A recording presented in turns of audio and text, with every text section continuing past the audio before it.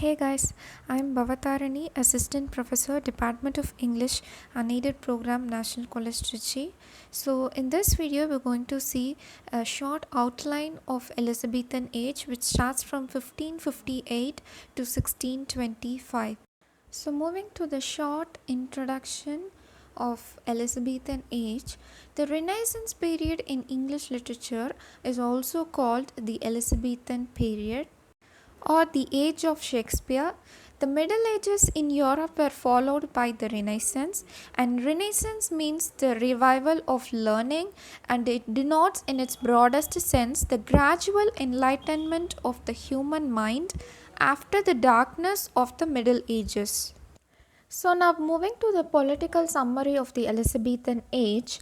In the age of Elizabeth, all doubt seems to vanish from English history, and after the reigns of Edward and Mary, the accession of a popular sovereign was like the sunrise after a long night.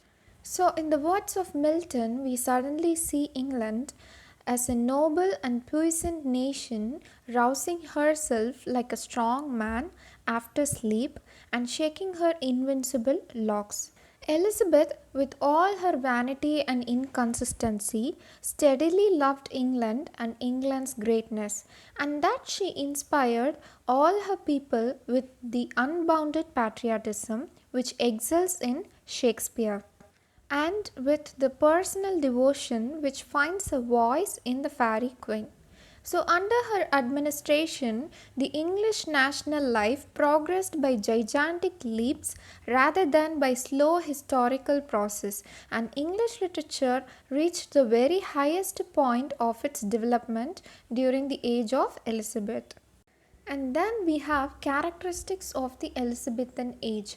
So we do have some 2 to 3 characteristics of Elizabethan age. So the first one is religious toleration. The most characteristic feature of the age was the comparative religious tolerance. The frightful excesses of the religious war, known as the 30 Years' War on the continent, found no parallel in England, and upon her accession, Elizabeth found the whole kingdom divided against itself. It was the north was largely Catholic, while the southern countries were as strongly Protestant. Scotland had followed the Reformation, while Ireland remained true to its old religious traditions. Both countries were openly rebellious, and Elizabeth favored both religious parties, and Catholics and Protestants acted together as trusted counselors of a great sovereign. The defeat of the Spanish Armada established the Reformation as a fact in England, and then Reformation began to settle the mind of man freed from religious fears. So the second characteristic is social contentment. It was an age of comparative social contentment in strong contrast with the days of Langland. There was the rapid increase of manufacturing towns which gave employment to thousands of people. An increasing trade brought enormous wealth to England. The increase of wealth, the improvement in living, the opportunities for labor, the new social content, these are all the factors which help to account for the new literary activity. Now, the third one among the characteristics of the Elizabethan age is that enthusiasm. So, it is an age of dreams, of adventures, of unbounded enthusiasm springing from the new lands of fabulous riches revealed by English explorers. Sir Francis Drake was the most famous seaman of Elizabeth's reign. So Drake sails around the world, shaping the mighty course which English colonizers shall follow through the centuries. And young philosopher Bacon is saying confidently that I have taken all knowledge for my province. Richard Hakluyt is an English geographer noted for his political influence. And Hakluyt's famous collection of voyages and purchase, his pilgrimage, were even more stimulating to the English imagination. And During the Elizabethan age, all the poets were creating literary works that are young forever. John Marston is one of the most vigorous satirists of the Shakespearean era, whose best known work is The Malcontent, which was published in 1604. And this is one excerpt from John Marston's works as he writes, "Why, man, all their dripping pans of pure gold, the prisoners they take are fettered in gold, and as for rubies and diamonds, they go forth on holy days and gather them by the seashore to hang on their children's coats." Now moving to the Elizabethan drama. During the Renaissance period, or the Elizabethan period as it is popularly called, the most memorable achievement in literature was in the field of drama. One of the results of the humanist teaching in the schools and universities had been a great development of the study of Latin drama and the growth of the practice of acting Latin plays by Terence, Plautus and Seneca, and also of contemporary works both in Latin and in English. These performances were the work of amateur actors, schoolboys or students of the universities and the inns of court, and were often given in honor of the visits of royal persons or ambassadors. Their significance lies in the fact that they brought the educated classes into touch with a much more highly developed kind of drama than the older English play. About the middle of the 16th century, some academic writers made attempts to write original plays in English on the Latin model. The three important plays of this type are Nicholas Woodall's Ralph Roister Doister, John Still's Grummagutton's Needle, and Thomas Sackville's Gobiduc or Ferex and Porrex. The first two are comedies and the last one a tragedy. All these plays are monotonous and do not possess much literary merit. The second period of Elizabethan drama was dominated by the university wits, a professional set of literary men. Of these little constellations, Christopher Marlowe was the central sun, and round him revolved as minor stars John Lyly, Robert Greene, George Peele, Thomas Lodge, Thomas Nashe, and Thomas Kate. So now first we have John Lyly, whose lifetime starts from 1554 to 1606. John Lyly is the author of Euphues and he wrote a number of plays. The best known of them are Compass 1581, Sappho and Faho 1584, Endymion 1591 and Midas published in 1592. These plays are mythological and pastoral and are nearer to the masque. Masque in the sense which represent court spectacles intended to satisfy the love of glitter and novelty. So these plays thus represent masque rather than to the narrative drama of Christopher Marlowe. They are written in prose intermingled with verse. Though the verse is simple and charming, prose is marred by exaggeration that is a characteristic of euphuism. Next we have George Peele, who was born in 1558 and died in 1596 or 97, which is not sure. And George Peele formed along with Christopher Marlowe, Robert Greene and Nashe. Peele is one of that band of dissolute young men endeavoring to earn a livelihood by literary work. He was an actor as well as writer of plays. He wrote some half dozen plays which are richer in beauty than any of his group except Christopher Marlowe. His earnest work is The Arraignment of the Paris, which was published in 1584, and his famous is David and Bathsheba, published in 1599. The Arraignment of Paris, which contains an elaborate eulogy of Queen Elizabeth, is really a court play of the masque order. David and Bathsheba contains many beautiful lines, and like Christopher Marlowe, Peele was responsible for giving the blank verse musical quality, which later attained perfection in the deft hands of Shakespeare. Next is Thomas Kidd, who was born in 1558 and died in 1594 or 95. His first work is The Spanish Tragedy. Thomas Kidd achieved great popularity with this work, The Spanish Tragedy, which was translated in many European languages. He introduced the blood and thunder element in drama, which proved one of the attractive features of pre-Shakespearean drama.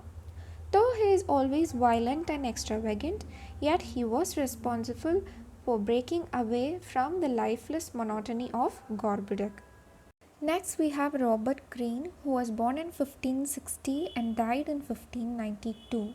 Robert Greene lived a most dissolute life and died in distress and debt.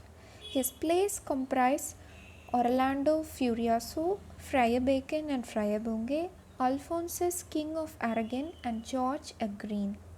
His most effective play is Friar Bacon and Friar Bunge, which deals partly with the tricks of the friar and partly with a simple love story between two men and with one maid. Its variety of interest and comic relief and to the entertainment of the audience, but the chief merit of the play lies in the lively method of presenting the story. Robert Greene also achieves distinction by the vigorous humanity of his characterization. And now Thomas Lodge, who was born in 1557 and died in 1625. So Thomas Lodge, as we all know, is an English poet, dramatist and prose writer whose innovative versatility typified the Elizabethan age. He is best remembered for the prose romance Rosalind.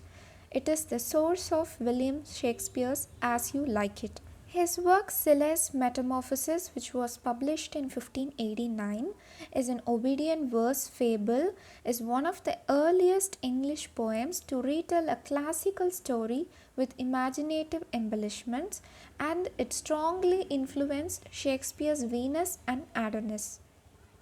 In 1579 to 80, he published an anonymous defense of poetry, music and stage plays, a reply to Stephen Gossen's attack on drama in School of Abuse, published in 1580.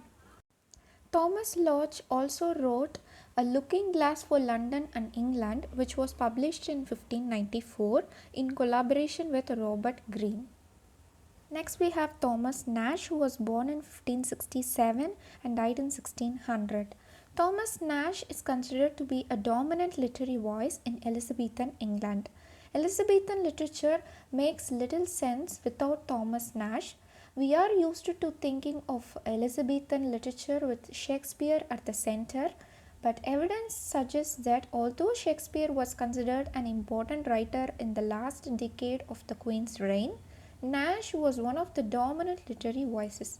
Nashe, who wrote some poetry but more drama and prose, helped establish the nature of English theatre as well as expanding the range, depth and sophistication of English prose style beyond what his predecessors and contemporaries could have imagined or thought possible. Thomas Nashe wrote only one sole-authored play that we know of, an extraordinary combination of traditional folk drama and satire, written with an acute awareness of ephemerality of life, Summer's Last Will and Testament, which was acted in 1592 and published in 1600. He also collaborated with Shakespeare as part of the writing team that produced the three Henry VI plays, and was almost certainly responsible for the first act of Henry VI Part 1. He also co-authored a play with Ben Jonson. The title of the play is The Isle of Dogs, which was staged in 1597. Unfortunately, all traces of this work are lost as it offended the authorities so gravely that it was shut down and all the theatres closed for the season with an order that they be destroyed. Nashe's name appears on the title page of Dido, Queen of Carthage, which was published in 1594, alongside that of his dead friend Christopher Marlowe. Nashe's role in this play is controversial, but the attribution confirms that Nashe and Marlowe were very close and that Nashe was eager to preserve Marlowe's legacy. Thomas Nashe's influence on prose was even greater, and in his short writing career of about a decade, he produced 8 substantial major works. His prose is characterized by its exhilarating and brilliant wit. Next, we have Christopher Marlowe, who was born in 1564 and died in 1593. The dramatic work of Lodge and Nashe is not of much importance. Of all the members of the group, Christopher Marlowe is the greatest. In 1587, his first play, Tamburlaine, was produced, and it took the public by storm on account of its impetuous force, its splendid command of blank verse, and its sensitiveness to beauty. In this play, Christopher Marlowe dramatized the exploits of the Scythian shepherd who rose to be the terror of the world and the scourge of the god. Tamburlaine was succeeded by the tragical history of Dr. Faustus, in which Christopher Marlowe gave an old medieval legend a romantic setting. The story of the scholar who sells his soul to the devil for worldly enjoyment and unlimited power is presented in a most fascinating manner. Marlowe's Faustus is the genuine incarnation of the Renaissance spirit. The Jew of Malta, the third tragedy of Marlowe, is not so fine as Dr. Faustus, though it has a glorious opening. His last play, Edward II, is his best from the technical point of view, though it lacks the force and rhythmic beauty of the earlier plays. It is superior to them on account of its rare skill of construction and admirable characterization. Marlowe's contributions to the Elizabethan drama were great. He raised the subject matter of drama to a higher level. He introduced heroes who were men of great strength and vitality, possessing the Renaissance characteristic of insatiable spirit of adventure. He gave life and reality to the characters and introduced passion on the stage. He made the blank verse supple and flexible to suit the drama and thus made the work of Shakespeare in this respect easy. He gave coherence and unity to the drama which it was formerly lacking. He also gave beauty and dignity and poetic glow to the drama. In fact, he did the pioneering work on which Shakespeare built the grand edifice. Thus, he had been rightly called the father of English dramatic poetry. Thank you.